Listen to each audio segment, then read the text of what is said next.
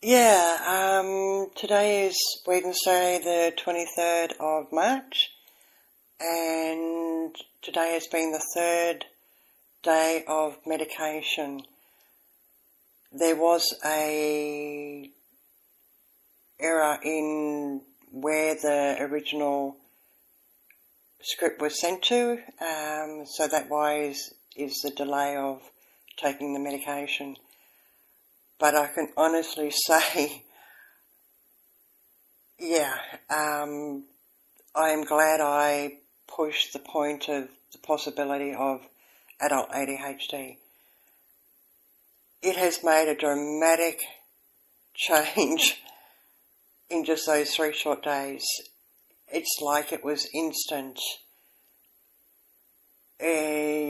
I can say I'm on a low dose 5 milligrams of whatever it is. I can't say the name. I haven't got the bottle near me to say the name of the medication. But it's like I've gone from overdrive to, say, third gear. I'm not as agitated. Everything's still there, but not as extreme. I mean, it was completely extreme. I was suicidal because I was just hitting myself against a brick wall, mentally, emotionally, physically, spiritually, trying to figure out what that block was. And, it was really getting extreme to the point that I just didn't want to live anymore because, I was struggling and trying to fight through it to get some sort of normality or balance or understanding of why the severity of it all. I just hope this keeps going, and that it doesn't come to a plateau, a lull, because that's what the antidepressants did for a while. You take them for a while, and then you come into a lull, and it's just the same old. You just become sort of like robotic. There's no emotion, no feeling. You're just existing, or just is. And with all the other complications, it was just, I never trusted the antidepressants because, I just knew that wasn't going to fix the block.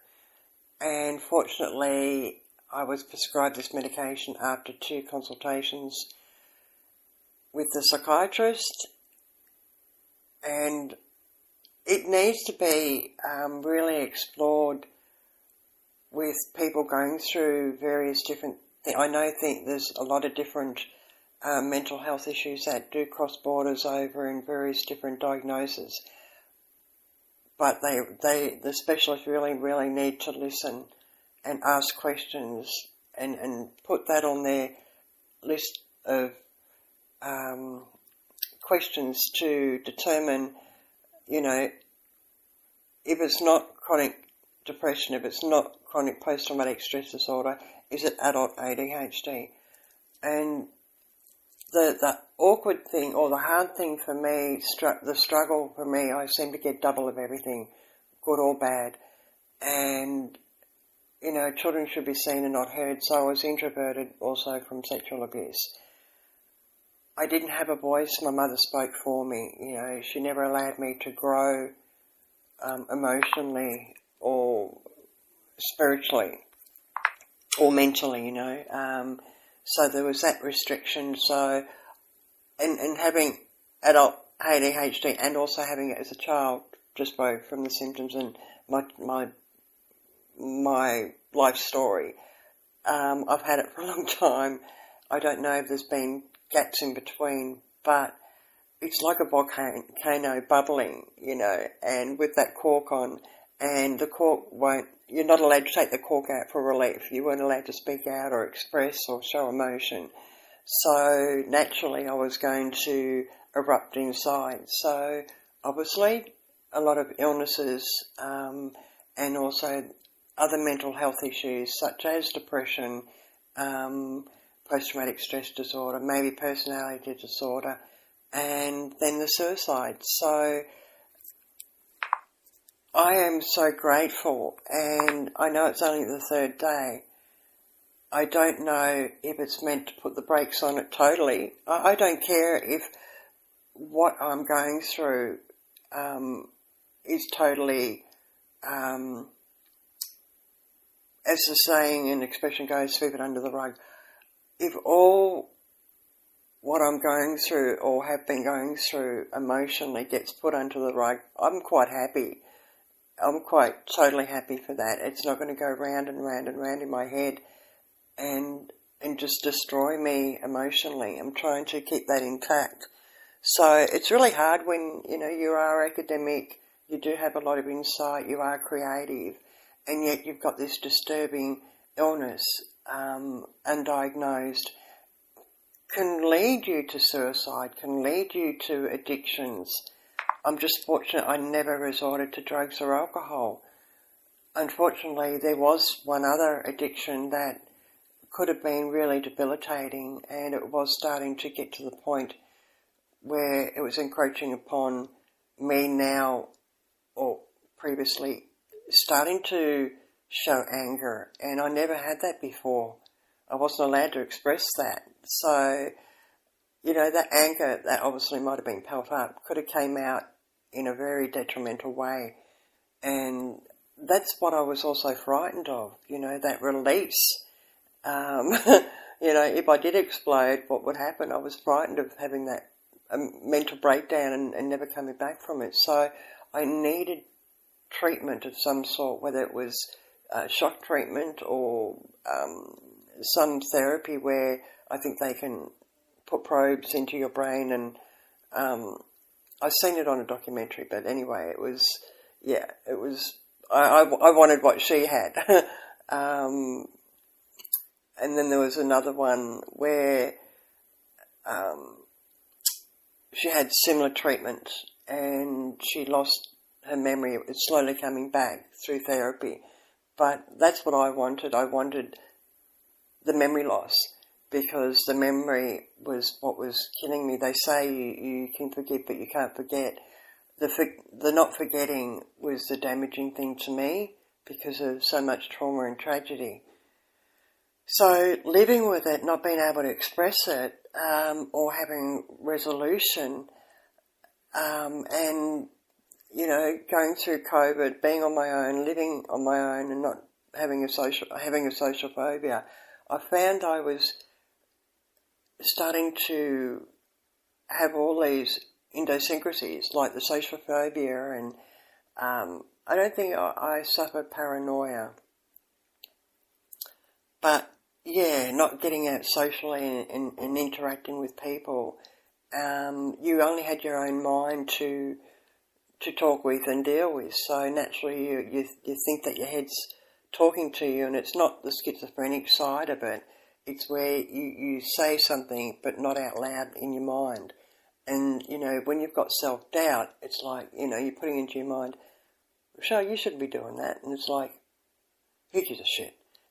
So you've got the two sides there. You've got the like I said, double of everything. So, I've got the self-doubt, I've got the academic and the spiritual side, and they were always in conflict with each other. Like the academic side wanted to be successful and have money, and the spiritual side said, I'm not materialistic, and that mindset can be very confusing. So I don't know whether that lends itself to being the personality disorder.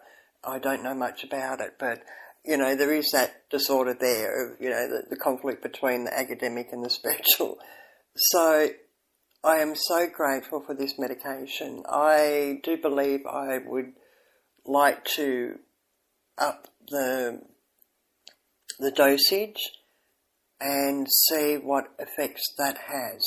I don't know whether to self-dose or discuss it with the psychiatrist first, because he may adjust the dosage. But it's like whatever it is, if I was listening to somebody telling the same story and I was going through this, I'd say I want what you've got.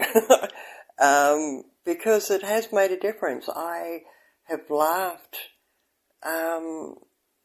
I think in the 3 days more than I have, I'd say, in 20 years. And that's being truthful.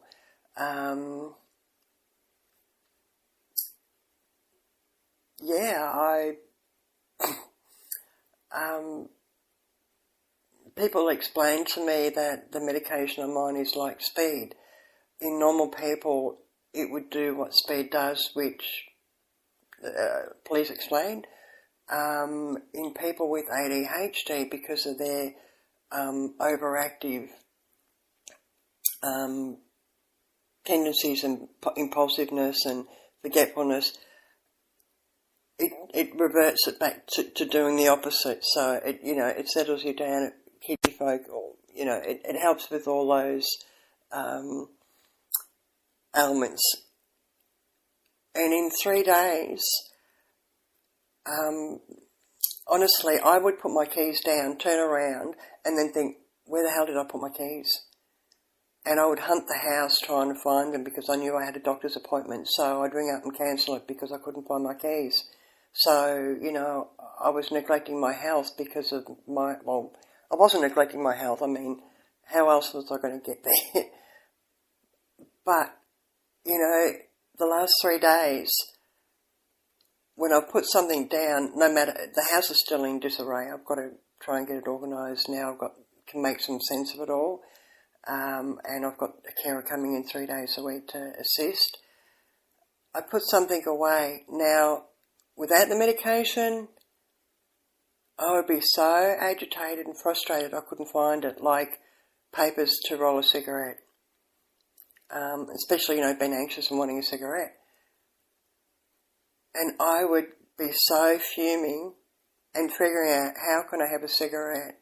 And I'd probably drive to the service station to go and get a packet of papers, or a supermarket if they were open, and get annoyed that I'm forgetting that all the time. And it's scary because you think you got dementia, but no, this has been going on for a long time, and Dad was the same with his keys.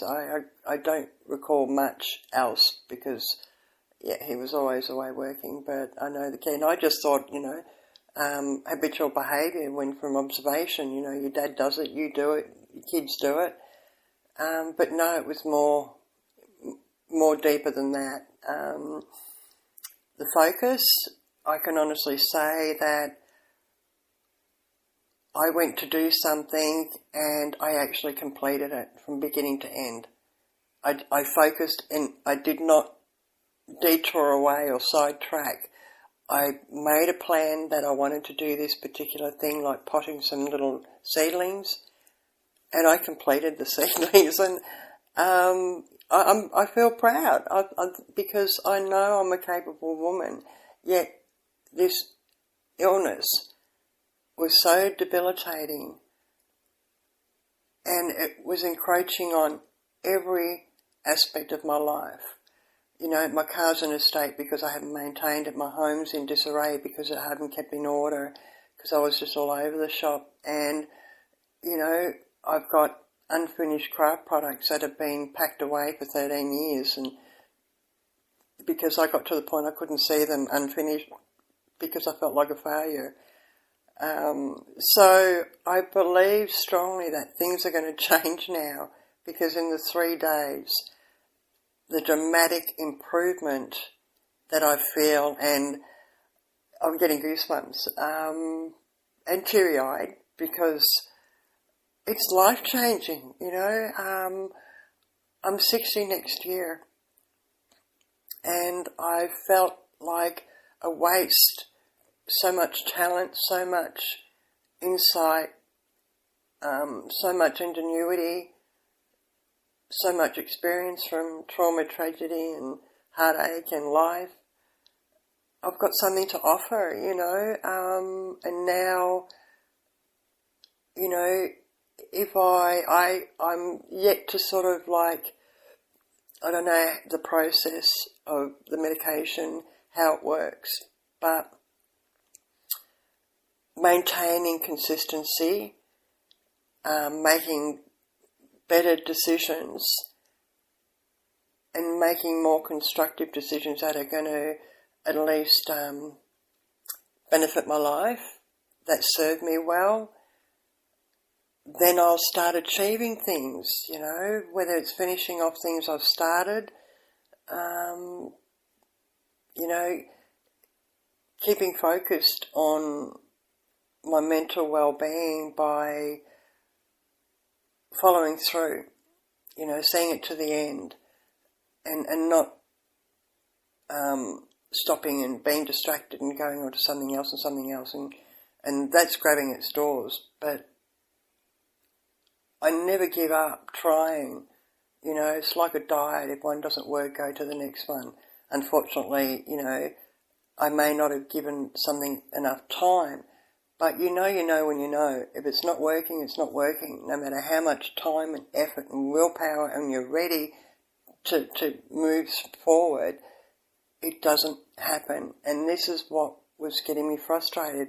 I had so many tools in my house of trying to move forward, you know, get through that block and find out how to grow emotionally, and be a responsible adult, and be concerned with my care and my health and my mental well-being. You know, I feel like now I've got hope and there's a chance. And it's only been the third day. If you listen to the recording I made probably a week ago, I was talking about suicide. And that was not the first time. And that was the extreme. I've had enough. And yeah, when I have enough and I shut the door, I shut the door. I don't go back.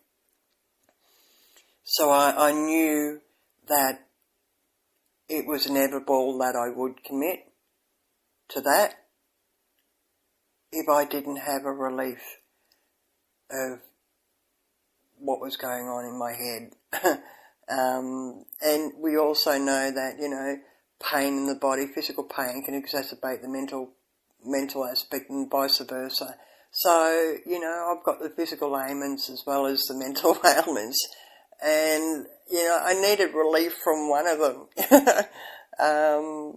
you know, to help maintain the other. So my mental well-being was more important than my physical health. Because if I have physical health and no mental health, what's the point of living? So this is why I'm glad I addressed it and really pushed the point of adult ADHD. So I am just so grateful for, to me it's like an epiphany, it's a breakthrough, it's what I needed, and it's taken this long. I'm just so grateful.